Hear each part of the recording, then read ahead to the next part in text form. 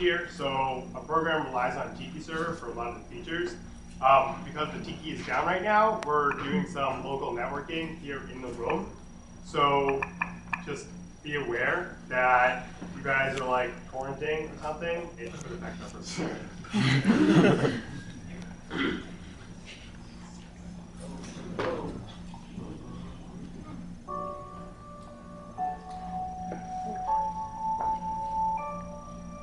As a user of WPI Suite, I want an incredibly gorgeous calendar module to support individuals and teams on a project. I should be able to create events and commitments and save them on my calendar. The module should have a sleek design with innovative features. After 18,496 lines of code, 657 commits, 49 days, 31 meetings, and 6 iterations, we have that product. But more importantly, 13 students have become one team. Hi, I'm Brendan. And I'm Brian, and we'd like to walk you through the story of Team YOCO. It all started on October 30th in this very room. We were all new, we had no idea what we were getting ourselves into. But our first task was assigned, to create our team mission statement. Yeah, I think I remember that first meeting. I think it was that Thursday at 6 p.m. Wow, my team already threw it up there for me. But 8 p.m. I think was a little optimistic. It was probably something more like 11 or so. Yeah, that's better. Regardless of what time we got out, the main thing was that we created the Team YOCO mission statement, our first deliverable. YOCO's mission is to create an adaptable and responsive calendar solution for the WPI Suite software package to facilitate project management. In the beginning, things were a little rough. A lot of us were just trying to find our enthusiasm for the project. We were really into it. As you can see behind me, some of us couldn't find our niche, and we were looking for places where we could really thrive. As we got to develop as a team, we established some team dynamics to help tackle some of these issues. One of these is through all of our team processes. These are the way that we conduct ourselves as a team. The first of which is our attendance policy. Although we never really had a problem with attendance, we felt it was important to maintain when our team members are showing up to meetings. And showing up could mean in person, through one of our various communication methods, or if they were a little bit late or had to leave a little bit early. One thing we found was very important was constant feedback. We believe that not only should the product be iterative and incremental, but also the feedback for the team and the improvement of the roles. In fact, last night I sent out the final feedback form, and we really feel like it's important for us to learn how to work better as individuals in a team, and how we can handle these different skills, even though the class is over. In addition to this, we also use the process of one-on-ones to keep everyone on the same page. A one-on-one is a meeting between the process manager, or the project manager, and the task groups. These meetings are designed to kind of facilitate productivity and promote connectedness. Our PM this past iteration actually had served as a process engineer in the past, so they really understood how to handle both the team dynamics portion of this and the productivity portion. Another one of our systems was our task list. So at the beginning of every iteration, we looked at our user stories, we looked at everything that had to be done, and we put them into a Google spreadsheet. From here, all the team members were put into this Google spreadsheet and were assigned to the various tasks. As we progress through the iteration, each task is updated with one of its 3 statuses: assigned, testing, or completed. Additionally, we created some documents that just really outlined exactly what our process was on the more technical side of things. Things like a glossary of Git commands in simple terms so that everyone could understand, even those who are less familiar with them. We had a presentation on how to create a pull request. We had an outline of the exact steps that we go through when we develop a new branch, implement a feature, and then merge that back into dev. And lastly, we just had a few code reminders that make sure that everyone's on the same page when it comes to some of the technical rules that we follow. Speaking about those technical rules, we had a lot of development processes and things that we did to ensure that we were producing high quality code. The first of which is our user story owner system. So in order to keep our less strong coders involved in the project, we would assign them as owners of the user stories. These owners would then be in charge of seeing the user story from start to finish. This not only helped our less experienced coders gain experience, but it also helped them work and do pair programming with some of our floaters. So Brendan just mentioned the concept of a floater. And the floater to us are our strongest coders. They're the people that really understand all the technical aspects of the WPI suite package. And they're not assigned any user stories. Instead, they move around from group to group and answer any technical questions, give them any help they might need. This was very important for us because at first we relied heavily on the release engineer, and we always came to him if we had any technical questions, any problems with our merging, with our branches. And through this process, we actually started collaborating more as a team and use the floaters and each other to work off each other. In addition, by the end of this process and this past iteration, all of the required user stories were being coded by those task owners. The floaters were simply there to guide them and then implement, implement the delighters that we're so proud of showing you guys. Another one of the systems we used was our system called pull requests. In the beginning, we had some issues where not quality standard code was being merged into our dev branch. Our first iteration of the pull request only required the release engineer to approve of it beforehand. We quickly realized that this wasn't actually solving our problem, it was just adding another step along the way. So to fix this, we now require that the documentation manager, the quality engineer, and the release engineer all approve of a pull request within 12 hours of its initial creation. After its initial creation and after these reviews, if it takes more than 12 hours to do it, then it will go and get submitted for re-review afterwards. So one thing we really like to look at to evaluate these processes is some metrics. So once again, we have a graph of commit numbers on the side, and our team members will be along the bottom. As we look at the first iteration, you notice that over half the team has 0 commits. And moving into the second iteration, things are a whole lot better. So in the third iteration, that's when we implemented our owner system. As you can see, everyone's now on the board. Everyone's contributing at least somewhat. Moving into the fourth one, we continued this process. Obviously, there's still some irregularities because some people are more comfortable coding, but we really felt it was important to have everyone contributing at least somewhat. Moving into this last iteration, you can actually see a lot of the underrepresented bars just rose up quite a bit. And we're really proud that everyone's contributing in a meaningful way. We feel a lot of this contribution to our team members is done by our strong communication skills. To do this, we use a lot of different tools to constantly stay connected with each other. When we started this term, we used a tool called Mumble a lot. We have a Mumble server hosted on one of our team members' private servers. This allows us to do both voice and text chat, depending on how important it is and how much help you're going to need. As we proceeded through the term, we started using a lot of Google collaboration tools, such as Google Docs and Google Spreadsheets, to manage our tasks as well as our meetings.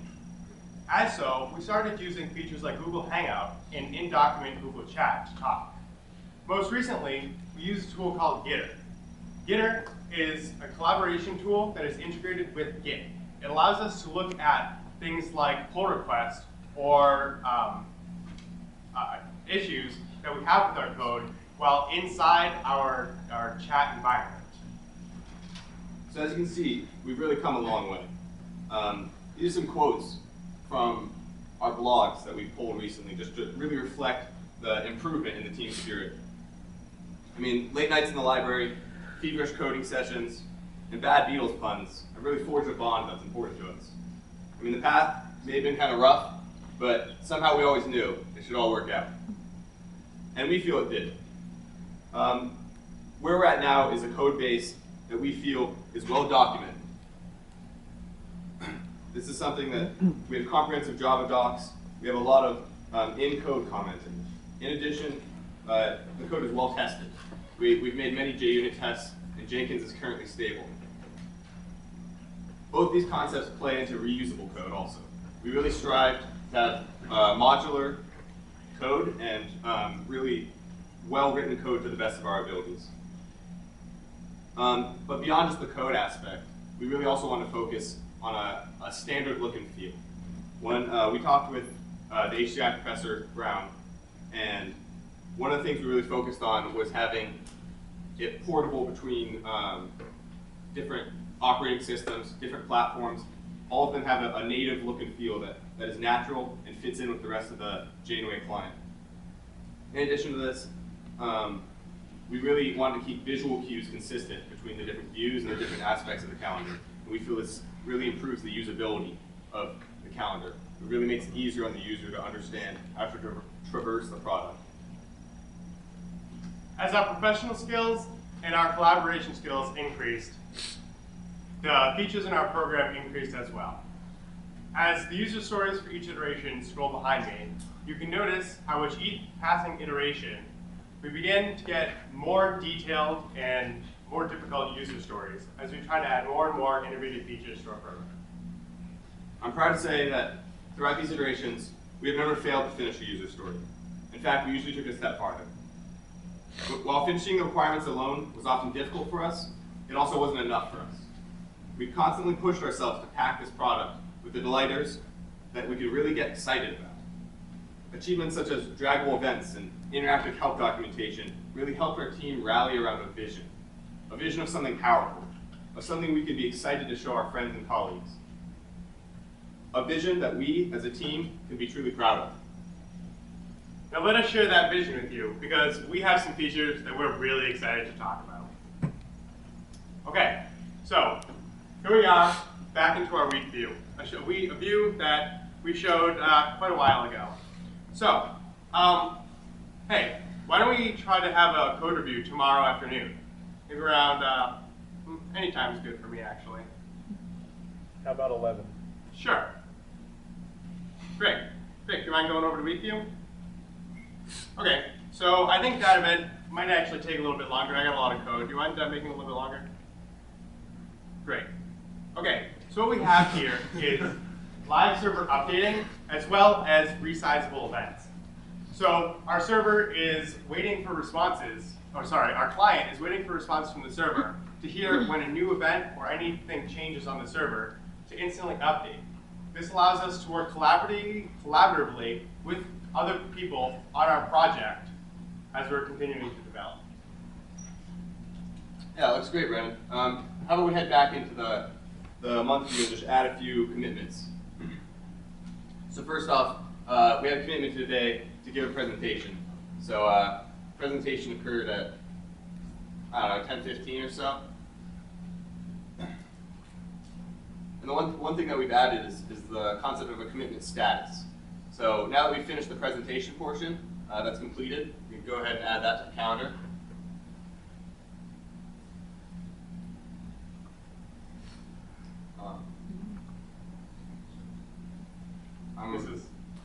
This is what we were afraid of with our local server issues. A lot of this requires the Tiki server, which handles a lot of our local caching and our communications.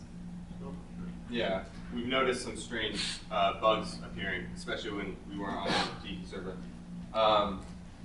So as you can see, there's an icon next to the presentation. That actually means it's not started yet. Assuming my team stepped in and added it again somehow. But regardless, let's also add a demonstration. I'm not sure if the team can help me out or if it's working for Victor. That's currently in progress. There we go. So as you can see, the yellow triangle represents in progress.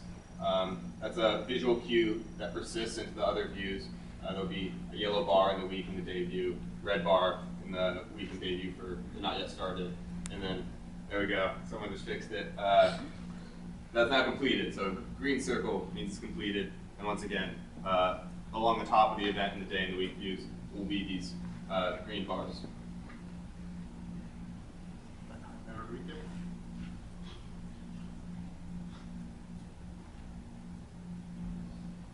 You can kind of see the yellow bar there. A little small. Okay. Yep. So one of the other things we noticed with that calendar is that we have our paper, which is actually due tomorrow. So we're going to go ahead and move that over to tomorrow. So one of the new features we added is the ability to drag days across week view. which is a feature we did not have last week with our Dragon Ball events. So, is there any other cool features you think we can add to our program? I don't know. I'm really liking where our Janeway's come, and I've found that it's actually pretty useful. But the one thing that's I really struggled with is I can't synchronize it with my personal calendar, because I do most of my personal calendar on Google. So, I don't know. Is there any way you can help me with that, Brendan? So, although we can't necessarily synchronize your Google Calendar, we can certainly do our best to import them. So, Victor, why don't you go ahead and try to import his Google Calendar?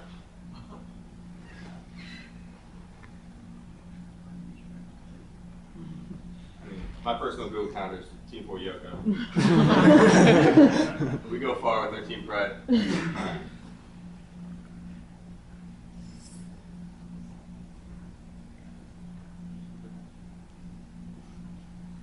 Back in a month view. Okay, so as you can see, it has downloaded our events from the Google Calendar and put them all up into our local database. Now as we continue to work, these events will persist from session to session. And there's actually a separate category made specifically for these Google Calendar events called GCal event. And that's what that dark blue color is for. So, does anyone have any questions? What happens if you report it again? You get duplicates? No.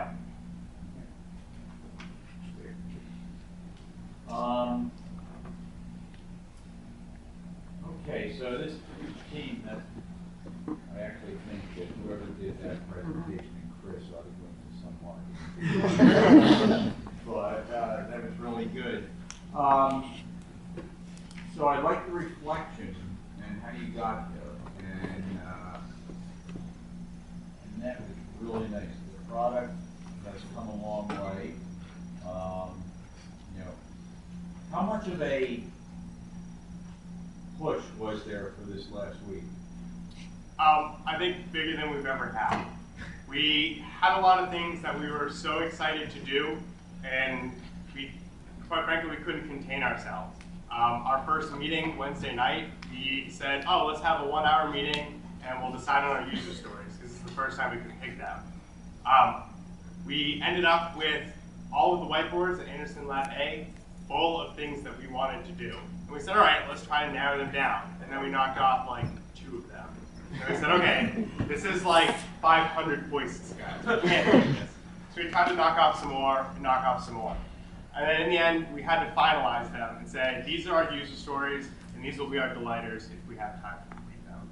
Just to play off that, we also, as you mentioned, we really put a lot of time into the presentation this week. We felt, as the last iteration, the way we present ourselves is a very important concept. And we actually found that it was a much larger time commitment than normal because we wanted to make this just right. Okay. Other questions? If you could go back to your calendar, I saw you had a participants thing and you added a commitment, I think. Does that do anything? It's been there since, I think, the very first time we had an event. It's just a string field. It's not functional in any way. All right. What were your specific user stories this week? You go back. So this week's user stories were edit and delete user categories, show commitments on day/week view, commitment status, drag events across weeks, and improve the activity-based health documentation. I have 2 questions. First off, if you go back to your the demo, I noticed that you changed at the top how the calendar index post work, how that looks. Is that something that you did throughout all of Janeway, or? This is the native look for Mac computers. It's the first time we used on Mac for the day. Yeah, so it's a little confusing because it's on a different operating system. And second, I'm just curious how you're getting the password field in the import from Google. How we're getting. You type in your password there. How Okay. are you storing that as a string, or do you have something? It's that's the import? Google Security API. concerns? It's not stored locally. What is it? As far as I know, it's sent. I don't know, Ted. You want to answer? It's the Google API. It's accessed by a character array, which is then zeroed out immediately after sending it to Google to avoid any security concerns. I'm just curious what you think of that. Are you able to modify or edit any of the Google imported dates? And if you do, will they update in Google Calendar? Because I feel like that would be.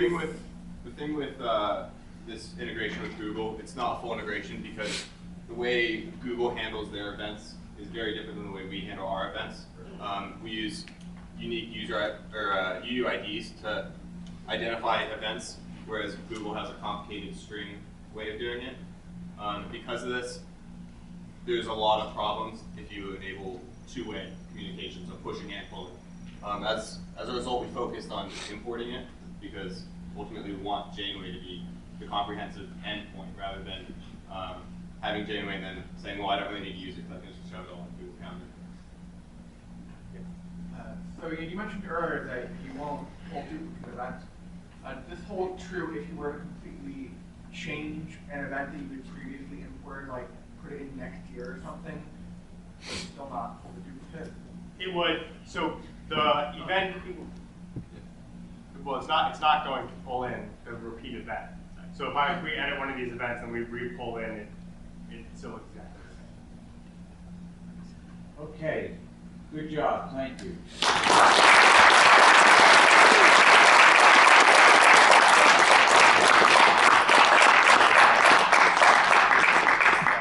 So the journey's almost over, and I know some of you probably won't show up tomorrow, but I urge you to do so, to get the results. Okay, and I think there are some good ones, but also for some reflection on this. I mean, between 7 weeks ago when we kind of stood here and where you're at now, I think you've come a long way. So we'll talk about that tomorrow. Now, you probably have other classes. I don't know why. So you might still have a little bit to do there, and I know you've got the final deliverables, but at least take some time to celebrate and have a decent release party. See you tomorrow.